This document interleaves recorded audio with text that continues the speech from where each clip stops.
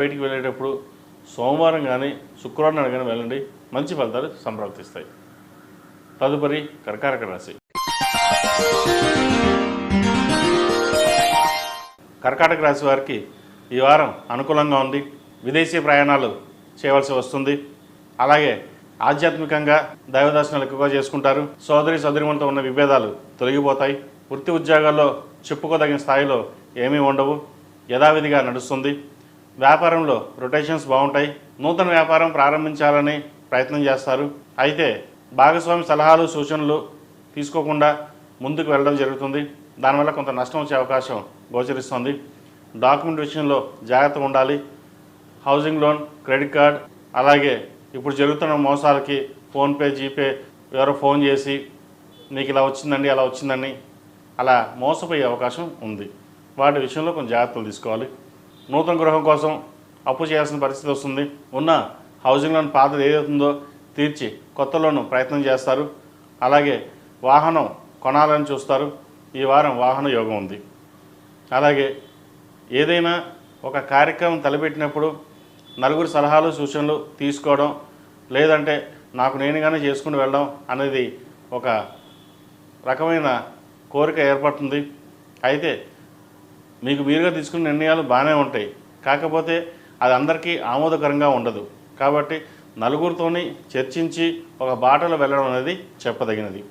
జీవిత భాగస్వామి సలహాలు సూచనలు పాటించకుండా వారి మీద విభేదాలు కావచ్చు, అవండాలు కావచ్చు చేసే అవకాశం ఎక్కువగా ఉంటుంది. జీవిత భాగస్వామితో విభేదాలు రాకుండా సాధ్యమైనంత వరకు పరిష్కరించడానికి ప్రయత్నం చేయండి. Import and export, travel business బాగుంటాయి. హోటల్ బిజినెస్లో చిన్నపాటి ఇబ్బందులు ఉంటుంది, అయిన లాభాల మటుకు బాగుంటుంది. రియల్ ఎస్టేట్ చేసేవారికి ఈ వారం అనుకూలంగా ఉంటుంది. కన్స్ట్రక్షన్, స్టీల్, అలాగే సినీ రంగాల వారికి ఈ వారం అనుకూలంగా ఉందని చెప్పవచ్చు. ఏదైనా ఒక వ్యవహారం చేసేటప్పుడు మనుషులను చూసి వెళ్ళాలి తప్పితే కానీ వారికి డబ్బు ఉందా, డబ్బు ఉంటేనే సాయం చేద్దాం, లేకపోతే లేదు అన్నట్టుగా వ్యవహరించవద్దు. మనకు ఉన్నా లేకపోయినా పక్కవాడికి సహాయం చేయాలనే ధోరణితో ముందుకు వెళ్ళండి. ఏదైనా లీజులు తీసుకునే వ్యవహారంలో, డాక్యుమెంట్స్ వ్యవహారంలో తప్పకుండా డాక్యుమెంట్స్ అన్నీ చెక్ చేసుకునే ముందుకు వెళ్ళడం చెప్పదగిన సూచన. అలాగే ఈ రాశిలో జన్మించిన స్త్రీలకు వృత్తి ఉద్యోగాల పరంగా, వ్యాపార పరంగా బాగుంటుంది. ప్రభుత్వ సంబంధమైన విషయ వ్యవహారాలు అనుకూలిస్తాయి. వీరికి అష్టంశని పూర్తవుతోంది. ఏదైనా ఉద్యోగం మారాలనుకున్నా, ట్రాన్స్ఫర్ చేద్దామనుకున్నా, లేదా నూతన ఉద్యోగం ప్రయత్నం చేద్దామనుకున్నా, ప్రమోషన్ కోసం ప్రయత్నిస్తున్న వారికి ఈ వారం అనుకూలంగా ఉంటుంది. ప్రమోషన్ వచ్చే అవకాశం ఉంది. సాధ్యమైనంత వరకు అప్పులు తీర్చడానికి ప్రయత్నం చేస్తారు.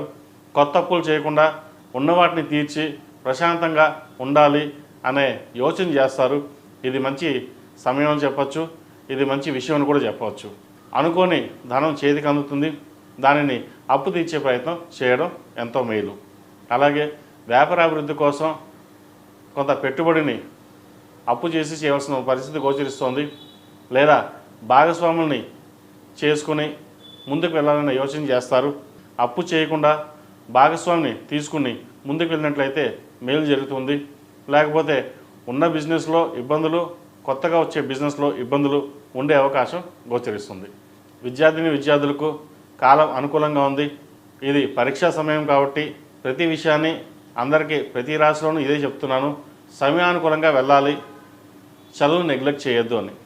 ఈరోజు చదివితేనే రేపు భవిష్యత్తు. మనం ఎన్నో కలలు కంటాం. ఒక డాక్టర్ అవ్వాలని, ఒకరు యాక్టర్ అవ్వాలని, ఒకరు ఐఏఎస్ అవ్వాలని.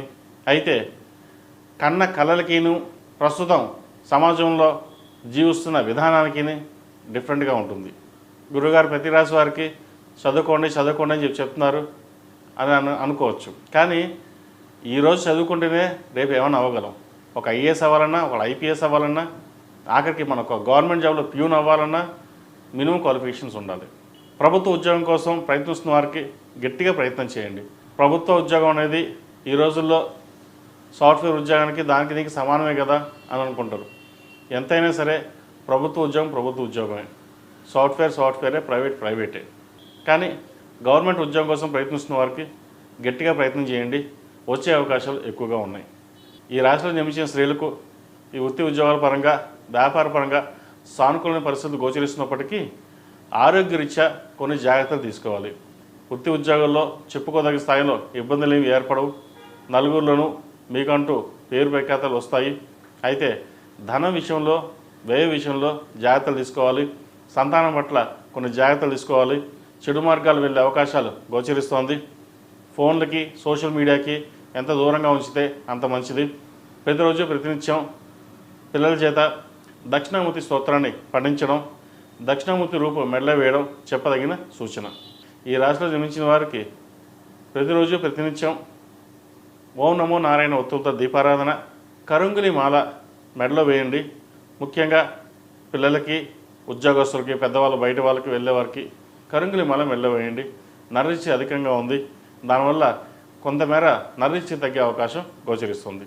ఈ రాశిలో జన్మించిన వారికి కలిసి వచ్చే సంఖ్య 8, కలిసి వచ్చే రంగు నావీ బ్లూ. తదుపరి సింహరాశి.